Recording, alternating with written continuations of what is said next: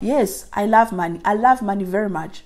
I love money very much that I sit each and every month and I budget. I love money very much that I look at my investment and I smile when I see that I've earned some profit. I love money enough that I do videos about money. I talk about money each and every day. I love money enough that I'm willing to actually talk to someone when they say, can you just help me with this? And I'll say, okay, let us talk about it. That's how much I love money, because I know that the more that I love money, the more that I'm going to understand money and how it works. And the more that I can understand how money works, that's the more that I'm going to attract it in my life.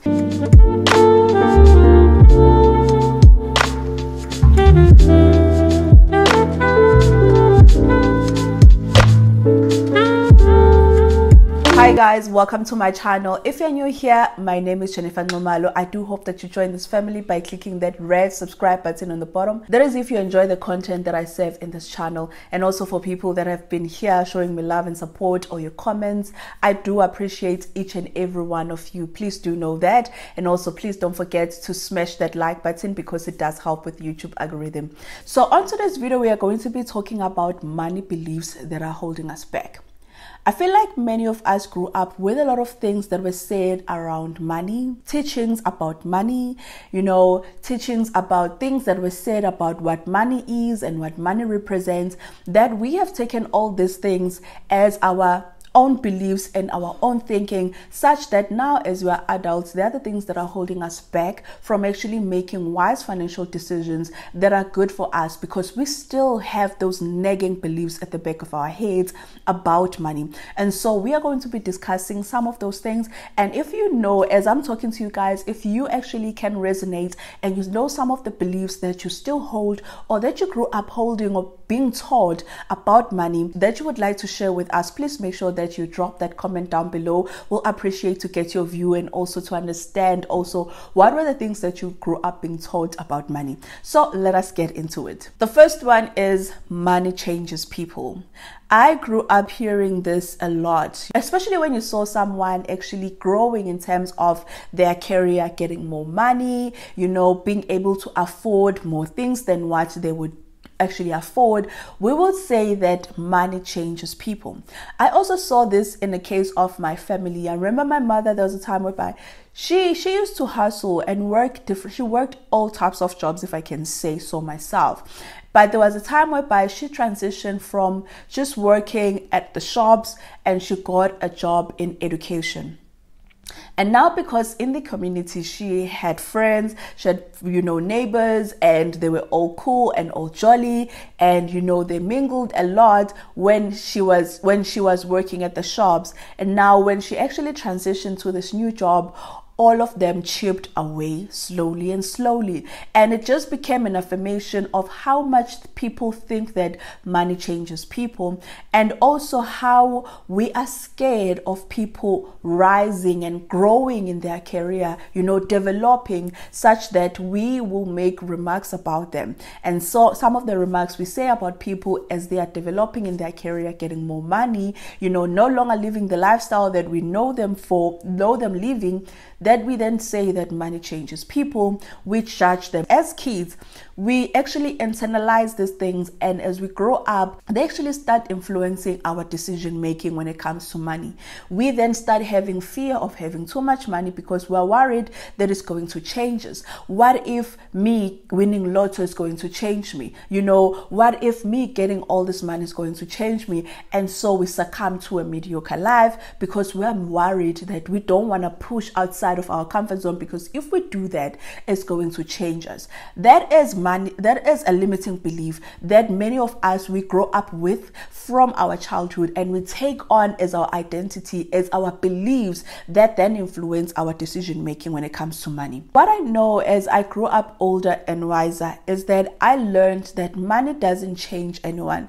Money is just a commodity. It has no power to change anyone. However, it does have a power. It does have power as a commodity in terms of what it can get you, but it doesn't have power to change a person's behavior.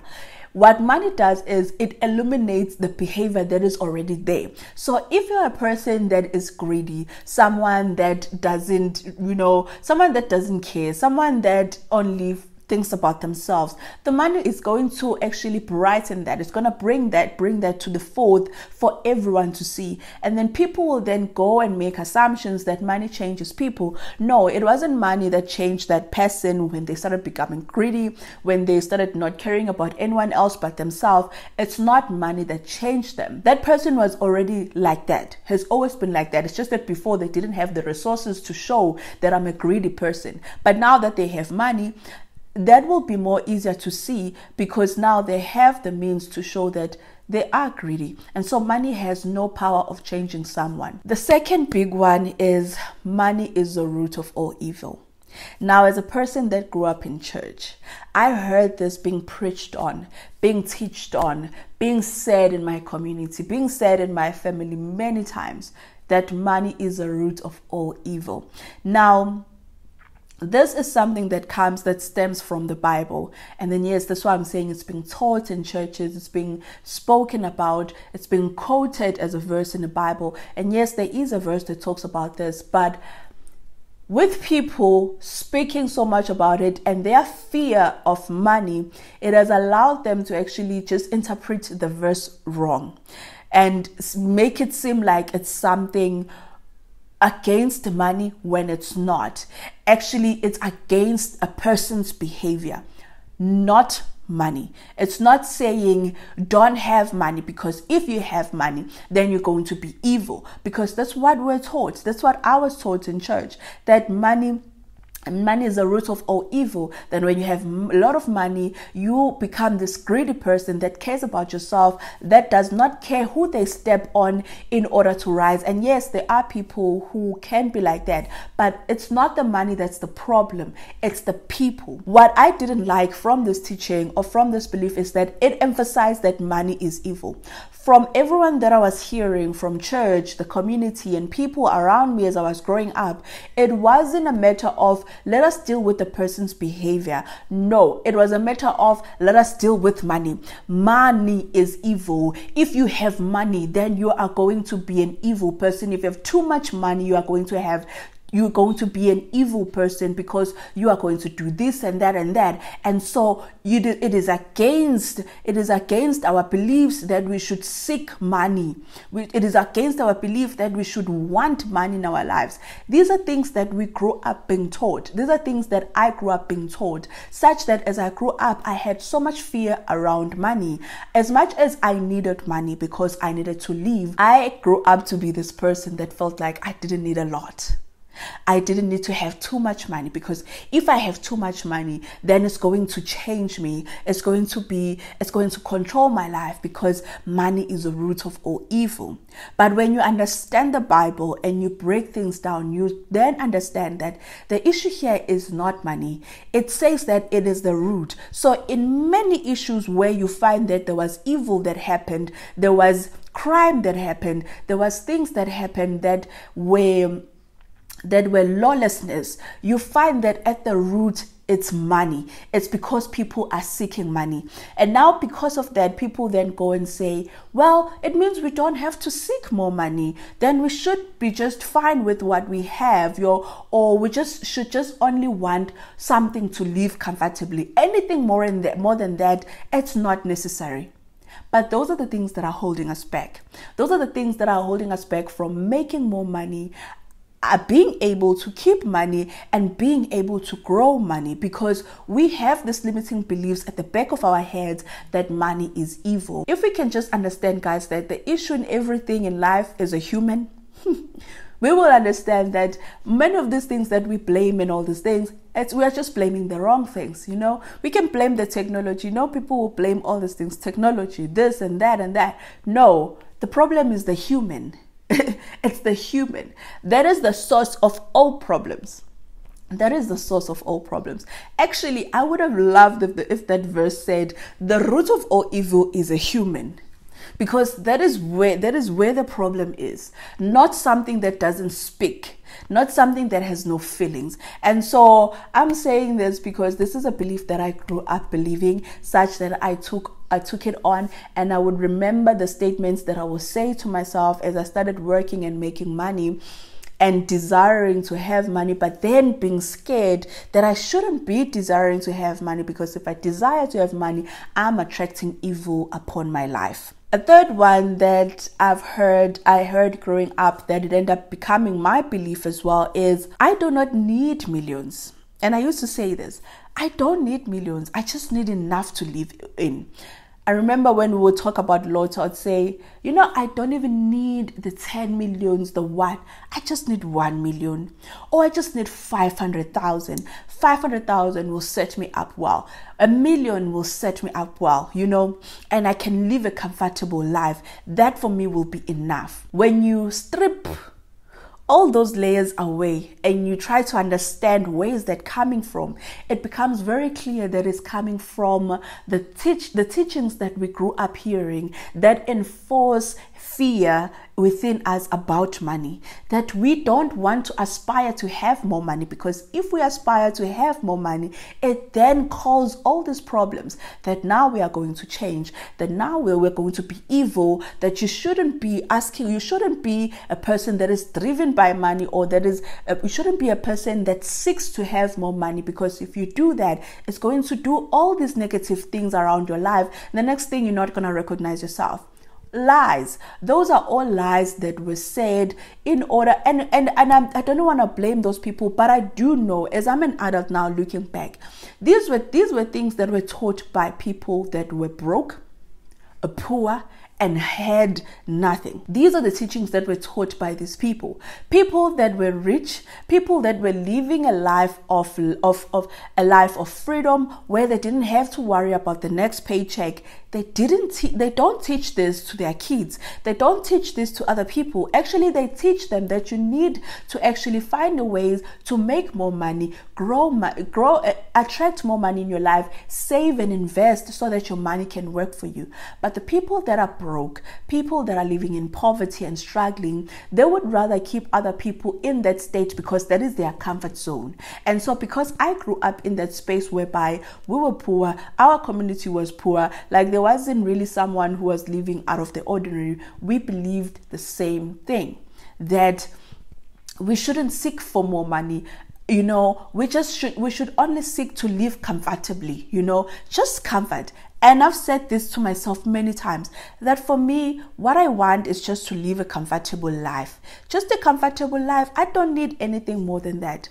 I remember there was a time whereby I wanted to manifest money, and I printed out a check online, and then I was thinking, how much money am I going to write down that I'm attracting in my life?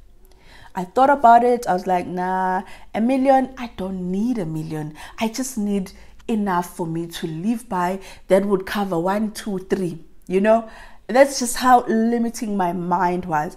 And I remember that I didn't write 1 million. I wrote 500,000. 500,000. And when I look at it now, it shows me how much my mind has been programmed in terms of always seeking comfort and nothing beyond that.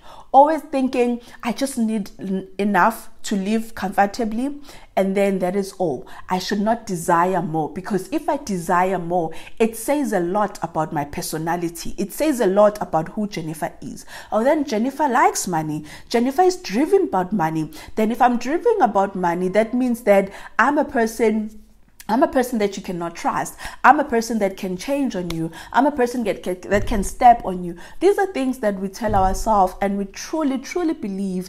And they're the things that hold us back from making money, keeping money, and growing our money, because we are always worried about what it will do to us. Now that I look at them, I'm like, wow, there's so many things that I've been saying to myself that are holding me back financially, because these are things that I grew up being taught and they've become my identity. And I know that I'm not the only one.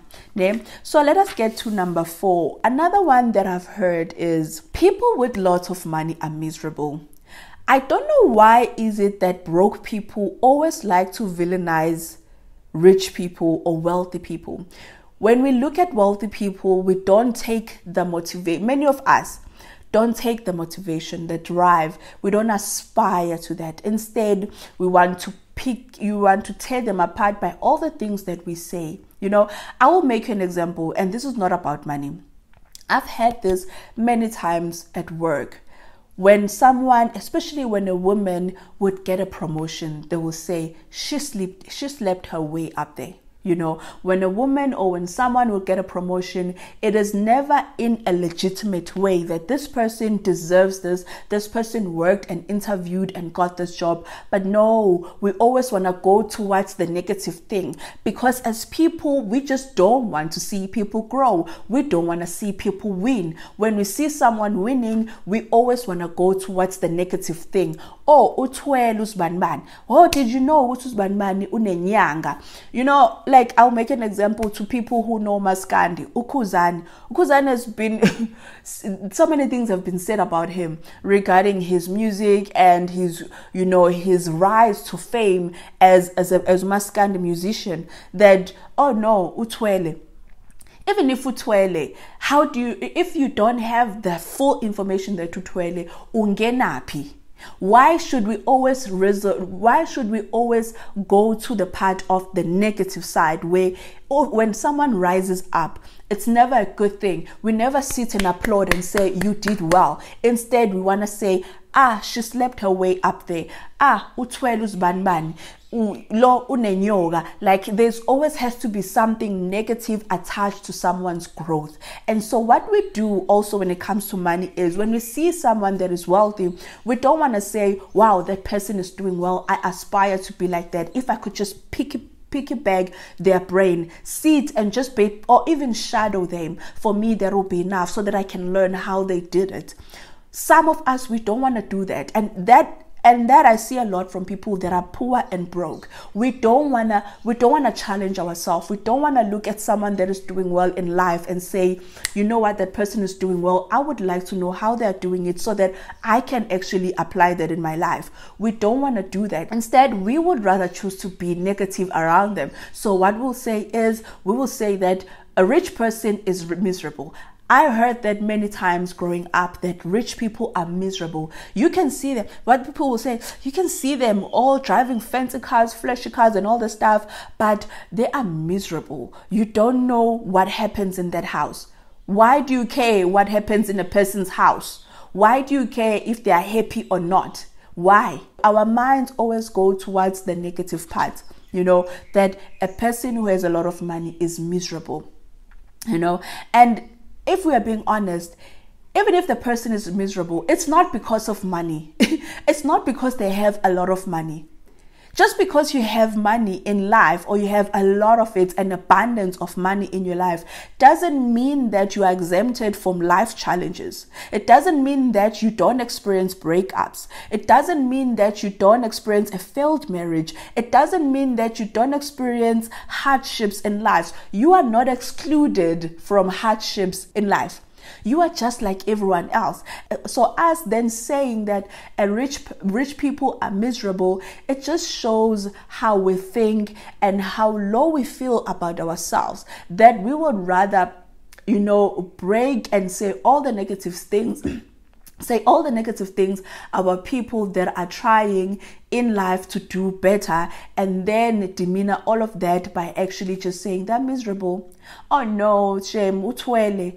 This one, no, nenyoka, like unenyanga, yona lemenzela yonke lento. Like, we don't want to just say you are doing well, you are doing great, keep going. We don't want to do that. And as I said, I see this a lot from broke people, and so we need to work on our mindset. And then the last one, which I also grew up believing, not wanting to own up to, is you love money. I remember there was a time when I started working and just having income, and I will get statements from, you know, people around me to say that, oh, when you love money. As I started trying to learn about money, trying to understand money, trying to learn about investing and savings and all the stuff, I would get statements such as, oh, when you love money, such that I internalized this, and then I made it my own belief that I shouldn't be loving money too much. Because why? When you peel the onion, you start to realize that it's because we were taught that money is evil. We're taught that money changes people. We're taught that rich people are miserable. And so when you add all of these things up, you start seeing that there is no point in me desiring more money. And so as you actually work to learn about money, grow yourself about learning about money and understanding how money works, the people that are looking from the outside that make statements that make you feel bad about the positive decisions that you are making about money or the strides that you are making about money, them then saying you love money. You know what I then did? I then started saying, yes, I love money. You know, when someone would say, oh, when you love money, I'll say, yes, I love money and money loves me. Because why? I learned that in order for me to attract more money in my life and abundance in my life, I need to be in a space where I'm ready to receive. And I also show that I have no negative attachment towards you. So I have no negative attachments towards money. I have no negative thoughts towards money, because I know that money is a tool. Money is a commodity that allows me to do a lot of things in life. And that is why for me, I would say to someone when they will say to me, when you love money, I'll say, yes, I love money and money loves me. And there you shut them up. They'll just laugh. They just laugh after that and it's done. You're not going to challenge me. You're not going to say anything about after that, because I've given you what you wanted. You thought that I was going to say, oh no, I don't love money. I just want this. I just want to. Yes, I love money. I love money very much. I love money very much that I sit each and every month and I budget. I love money very much that I look at my investment and I smile when I see that I've earned some profit. I love money enough that I do videos about money. I talk about money each and every day. I love money enough that I'm willing to actually talk to someone when they say, can you just help me with this? And I'll say, okay, let us talk about it. That's how much I love money, because I know that the more that I love money, the more that I'm going to understand money and how it works. And the more that I can understand how money works, that's the more that I'm going to attract it in my life and actually be able to keep it. And then when I'm able to keep it, then I'm going to know how to allow money to work for me. That is where it came to, you know. And so now I own it. I own that I love money. There's nothing wrong with loving money, guys. There's nothing wrong with loving money. I say it with pride. I love you, money. I would look at my money and say, I love you. I love you, my money. You bring so much peace in my life. For you being present in my life, you bring so much peace, because then I don't have to worry, where am I going to get money to buy bread? I don't have to worry, where am I going to get money to get to work? I don't have to worry about those things, because why? You are in my life. If you were not in my life, then me, I was going to be concerned each and every time when food runs out in the house to say, how am I going to buy that bread? What is my child going to eat? How am I going to get to work? Because why? I don't have money in my life. So how can I not love something that makes life easy? Give me the reason.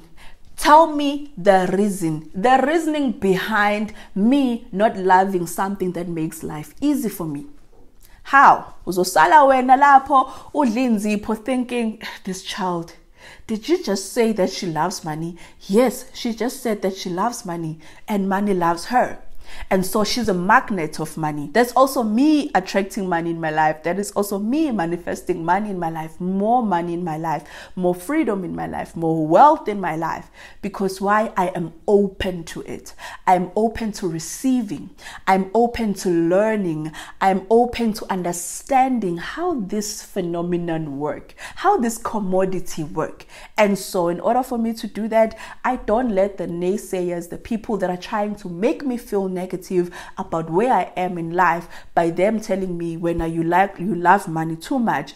Yeah, I love money too much, and it loved me too much as well. I wanted to share this with you guys because I do know these are the things that are holding us back. As I said, many of those things that we say and we believe, they're not coming from us. It's things that are generationally passed. And especially if you grew up in a community that is poor, that has people that are struggling financially, you will find that there are a lot of beliefs and things that were said about money that we then took up as we grow up as our own identities and our beliefs. beliefs such that now that we are old and we are adults, we are struggling to actually remove these beliefs away from our lives, and they are driving our decision making. Some of them you may not say it to yourself, but when you make your financial decisions, you start to see that this is because of that limiting belief. You know, me saying I don't want $1 million, I just need enough for me to live by.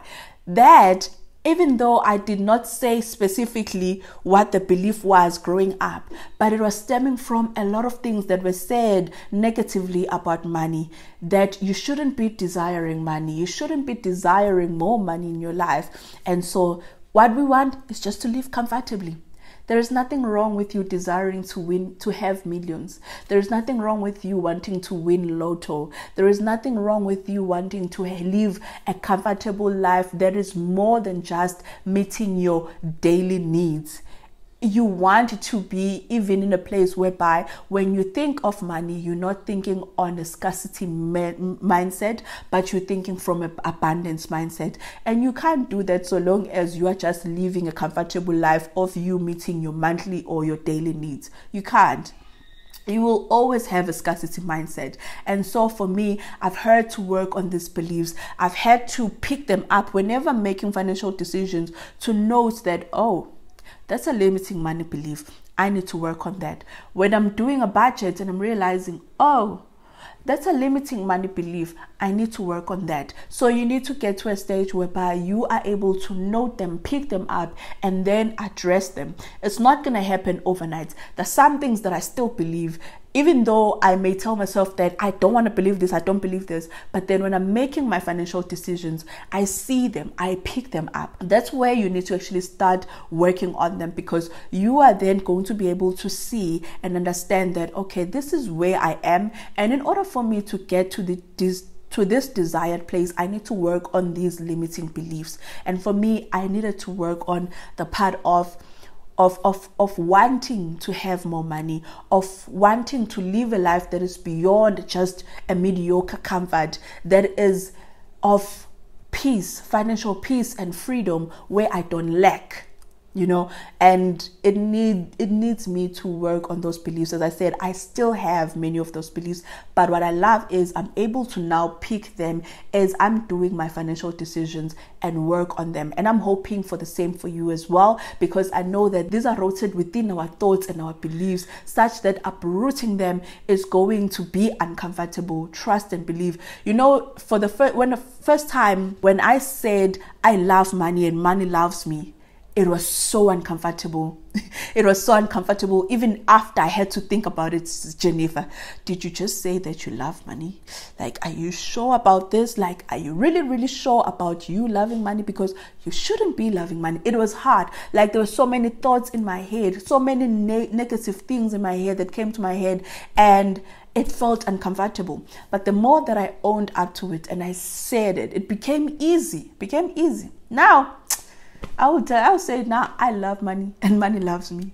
And I'll be saying that with a smile, not a fake smile, but a good smile, because I know that that's actually how I feel. That's how I feel, and I know that by me saying that, it allows me to actually move towards the right direction, where I do not fear money. I do not look at money and I am surrounded by fear. But when I look at money, I see something that brings peace in my life. I see something that brings freedom in my life. And for me, why wouldn't I desire that?